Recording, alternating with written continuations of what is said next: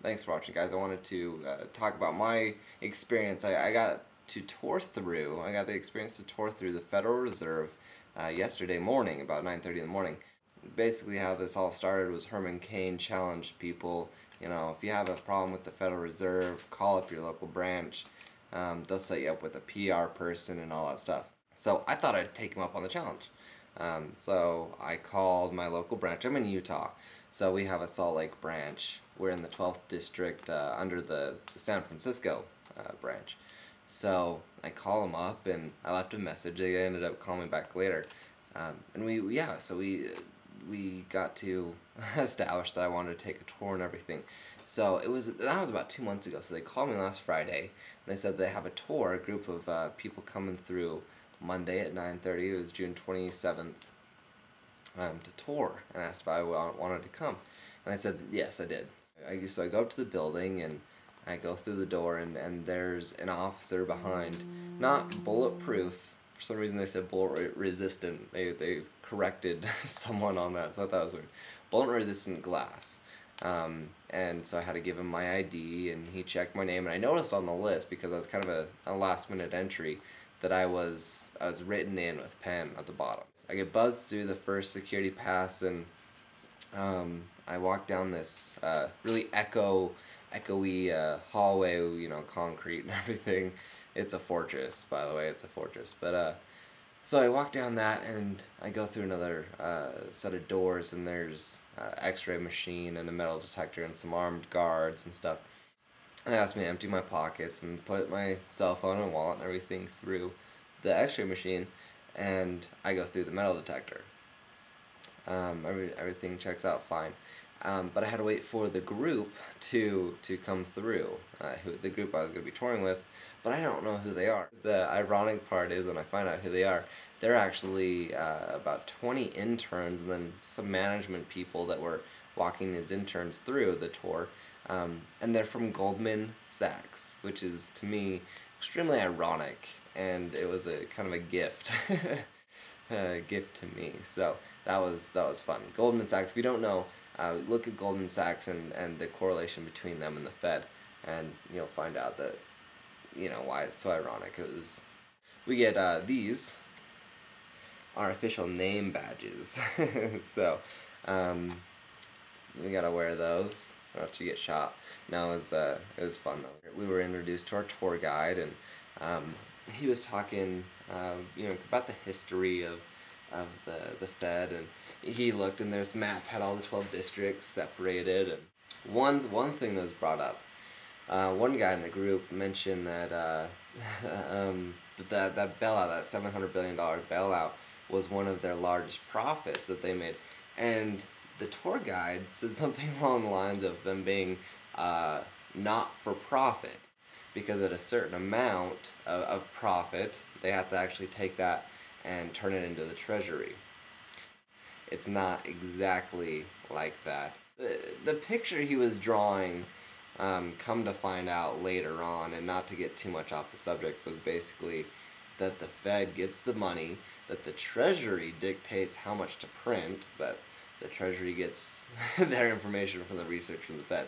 But so the BEP prints the money and sends it to the Fed, and they, loan it to banks and help them out and make sure that all the ATMs have cash in them, and that we buy up U.S. securities, and basically drew this picture saying, we buy up U.S. securities, and then we sell it back to the U.S. later on for a profit. But we don't really profit anything because we take all that and put it back into the treasury. So the picture that they put out there is very distorted. Okay, so from that point, what we do is we go up a few floors to this conference room, and there's a video ready to play. And the video had to do with how the Fed reacted to the panic of September 11th. Basically, they worked with all the banks to make sure that the banks had cash on hand, and ATMs had cash on hand, basically injected the system with over $150 billion 3 days. I mean, so the 12th, 13th, and 14th following September 11th, $150 billion. just all this crazy stuff, and basically said that, look, we're needed in these times, and we help with unemployment, and we help regulate the economy so that it always is on kind of an even keel.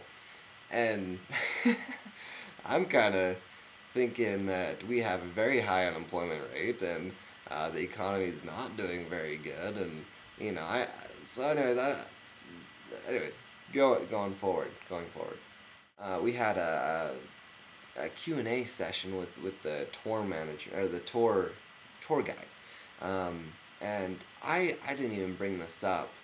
It was funny.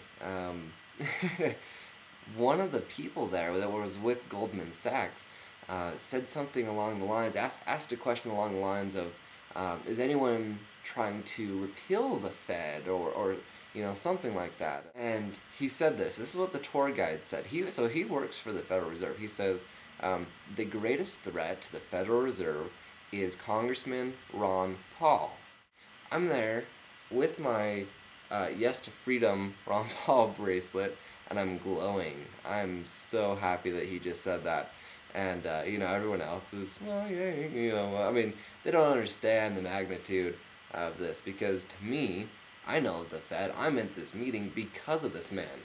I mean, it's because of him that I'm even there, and this message has gotten out to where it is. So they continue on with, what Ron Paul's done, the 9 audits and the partial, attempted audits, the partial audit that they got, the subcommittee that he's running, and he said this also about Ron Paul. He says, fortunately for us, meaning the Fed, Ron Paul can only cast 1 vote.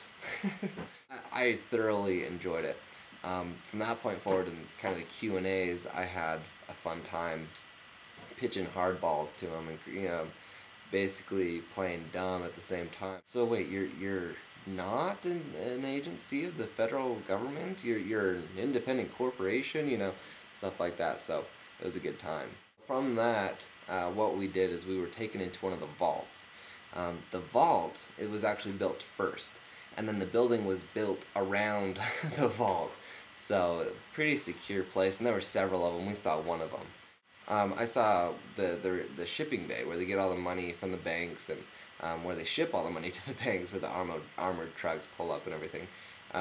There's guys behind bullet-resistant glass, just counting money and stuff. It was insane. I probably saw, through the whole tour, I probably saw $1 billion worth of cash. It was insane. I mean, if not $1 billion, hundreds of millions of dollars. They had dollies, big dollies with bricks of cash, and they would have a sign on it, $64 million, $32 million. I mean, just all over the place. It was nuts. Pallets, pallets of $20 bills that had, $12 million worth of $20 bills on it and stuff. So, anyways, it's pretty crazy. So in the vault, is kind of where I'm seeing a lot of this cash and counting and whatever. And that's where mostly he goes into the explaining of the BEP prints the cash, under the Treasury is information and direction and whatever. At that point, we're taken and we're looking at kind of olden bills. Bills that used to be in circulation. And being in Utah, we saw some of the early Mormon bills, and like the $10,000 bill and that $1,000 bill, and the bills when they used to be backed by something and backed by gold. There was one bill though, and I encourage you to look this up. It was quite interesting. It was used to pay military. It was used to pay our military, but it was a $5 bill. This one was, but it almost looked kind of the wavy clouds of like psychics, or you used to see them on maybe elixir bottles in the Old West. But it looked like Medusa's face on it, but instead of snakes in the hair, they were feathers. It was very strange, but very strange. The tour guide was telling us that they buy, they loan money to the banks and they buy U.S. securities and sell them back to the U.S. for profit. And they never lose money on them, but then any excess they give back to the U.S. Treasury. I mean, this is what he was trying to say. So I asked him if it was the same for the securities and everything. He says that it was. Another question that I had for him was if he personally thinks that the currency needs to be backed by something. And I said, not necessarily do we need to go back to the gold standard, which constitutionally we are obligated to do. But, if the free market dictates something else, then, just back it by something, instead of just having this, I call it a trading card currency, because it's only worth whatever people say it is and whatever it's in the how much of it is printed. So, and he said no. He gave me this explanation saying that commodities hold the same price no matter what, and so to back the money by something doesn't really matter. What? We get taken back out to lobby, and this is a 2-hour-long tour, but there was some literature that you could pick up. So I thought, hey, I'll grab some and I can read up on it, and maybe I'll learn something or two. Unfortunately, it's not that way. This is actually what I picked up, just these things. But I take it home and I go to read it. First off, they're all paper thin, but they're comics. They're comic strips. And there's no value. There's no information in these. So, aside from the comic strips, I was thinking, well, let's learn about the FOMC. Except, that's basically a picture book. You're talking about 1st or 2nd grade reading levels, and also has about 5 pages in there. So, that's useless. Then there's this one. Boom. In plain English, okay? I'm thinking, well, it's a little bit thicker than the other ones, not by much, but maybe that would have some information. And then there's a warning. What is it warning about? The complexity of the pictures in it. This is a pop-out picture book. As if I'm 3. And then there's this one. This is a comic book as well, but this is one of my favorite comic books because with this comic book, we have a superhero. And the superhero we have is, let me get that there, it's Captain Fed. And Captain Fed is fighting the inflation bubble. Crazy, huh? But there's this chart right above him, and if you can read that, basically what it's saying is that the more independent the Fed becomes, the less inflation there is. This is straight up propaganda. It's almost like Nazi Germany type of propaganda. Seriously, it's insane. So, Captain Fed. But basically, so we need to learn that we need to let the Fed stay independent so that inflation can go down. Because if there's transparency, inflation will go up. And it was up before the Fed. That's what this is trying to say. Anyways, that was basically my tour. It was a fun time. If you haven't gone on a tour, I suggest that you do.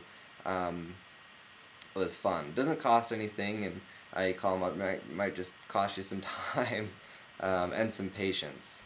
It's a stress level of not jumping in there and saying, yeah, that's not how things go. But anyways, God bless you. And the Fed, Ron Paul, 2012. Please leave your comments and your stories. I want to read and hear your stories. So, thanks so much. Have a good day.